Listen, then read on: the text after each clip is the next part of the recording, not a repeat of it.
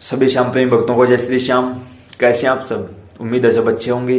प्रेमियों, काफी प्रेमियों का यही सवाल रहा है कि हम मंदिर भी जाते हैं, पूजा भी करते हैं, सब कुछ करते हैं, लेकिन हमें फल नहीं मिलता, हमारी मनोकामना पूरी नहीं होती, क्या करें? ऐसा रामबाण इलाज है आज, जो शायद ही आपने आज से पहले सुना होगा।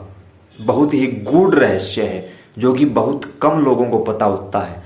ध्यान से सुनिए एक एक बात को। अगर आप वीडियो स्किप करोगे तो समझ में नहीं आएगी।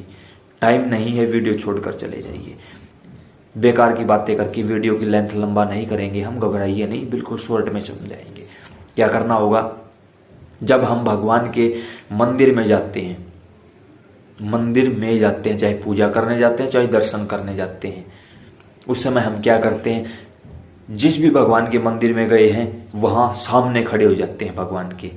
कई सामने खड़े होकर प्रणाम करते हैं, कई घुटनों के बल बैठकर प्रणाम करते हैं, कई साष्टांग दंडवत यानी कि लेट कर प्रणाम करते हैं। उस समय हम क्या गलती करते हैं?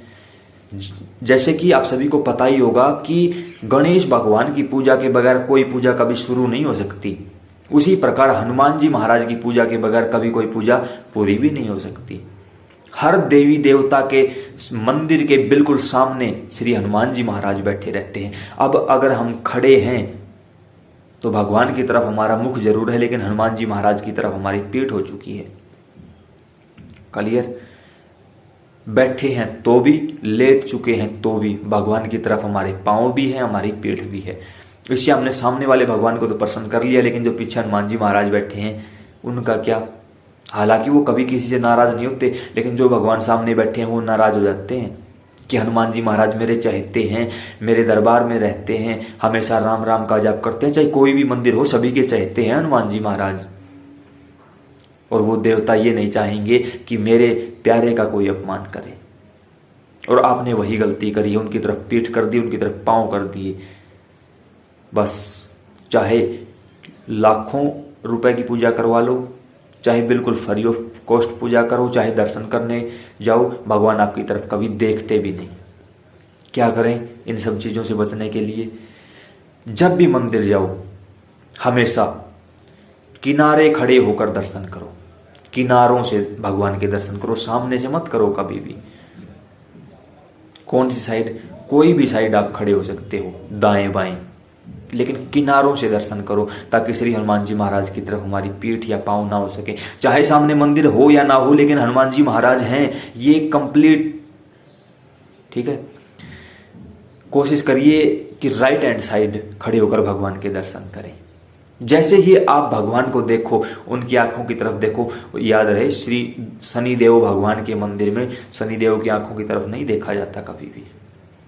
ओके? कोई भी अन्य देवी देवता हैं, उनके सामने आप खड़े होइए, उनके दर्शन करिए। उस समय आप अपने हाथों को उठा दीजिए, जितने लंबे आप उठा सकते हो उतने लंबे उठा दीजिए। क्यों उठाना है?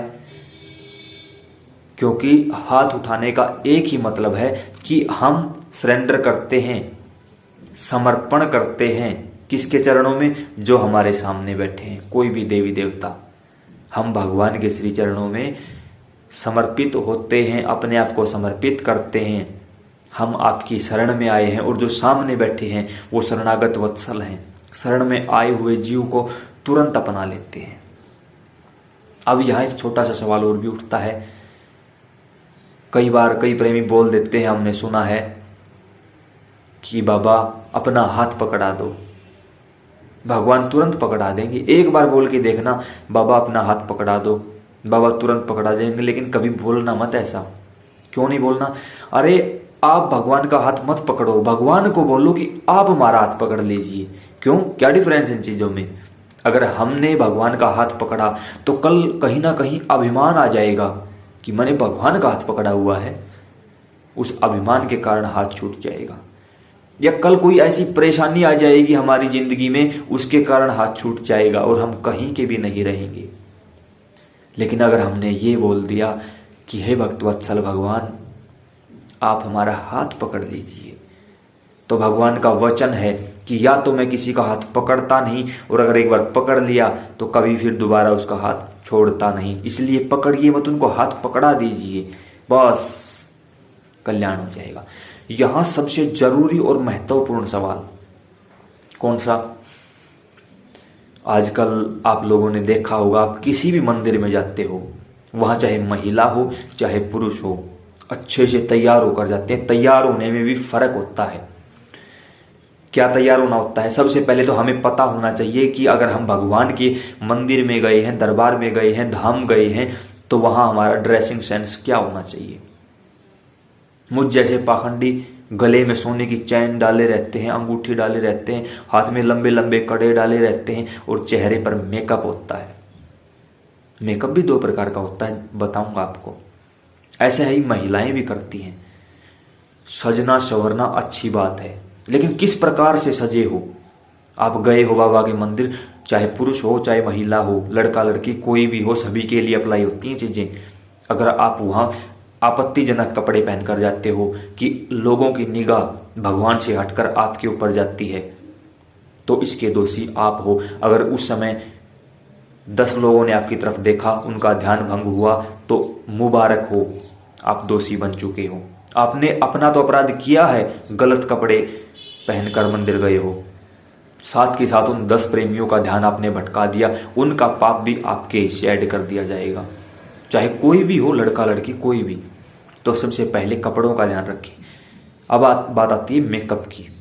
मेकअप 2 प्रकार से होता है। एक प्रकार से जो हम करते हैं, जो टचअप करते हैं, जो मेकअप करते हैं, महिला भी पुरुष भी। दूसरा मेकअप होता है हम परेशान जरूर हैं, लेकिन परेशान होने का दिखावा ज्यादा कर रहे हैं। भगवान के सामने खड़े हैं तो लोगों को दिखाने के लिए रो रहे हैं कि लोग देखेंगे कि सच्चा प्रेमी है, रो रहा है। लोगों को दिखाने के लिए घंटियां बजाते हैं, लोगों को दिखाने के लिए दान पुण्य करते हैं। थोड़ा सा पीछे चलें तो जब शूर्पणखा आई थी भगवान राम से मिलने के लिए, वो रूप बदल कर आई थी। आकर कहा कि इस पूरी दुनिया में मुझसे सुंदर स्त्री नहीं है कोई और आपसे सुंदर पुरुष नहीं है, चलो शादी कर लेते हैं। भगवान राम ने उनकी तरफ देखा भी नहीं, और क्या अंजाम हुआ था? आखिर में उनकी नाक काट दी गई थी। पूतना आई थी श्री कृष्ण भगवान को दूध पिलाने के लिए, भगवान ने आंखें बंद कर ली, पहले दूध पिया, फिर जहर पिया और फिर उसके प्राणों को पी लिया। गोविंदाय नमो नमः।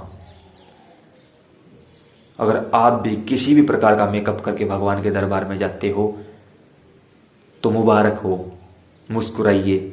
आप शूर्पणखा और पूतना की श्रेणी में पहुंच चुके हैं, चाहे आप पुरुष हो चाहे आप महिला हो। तो ध्यान रखिए, कपड़ों का सेंस अच्छा होना चाहिए। कोई टचअप करके, कोई मेकअप करके दरबार में नहीं जाएंगे, जैसे हो वैसे ही जाओ।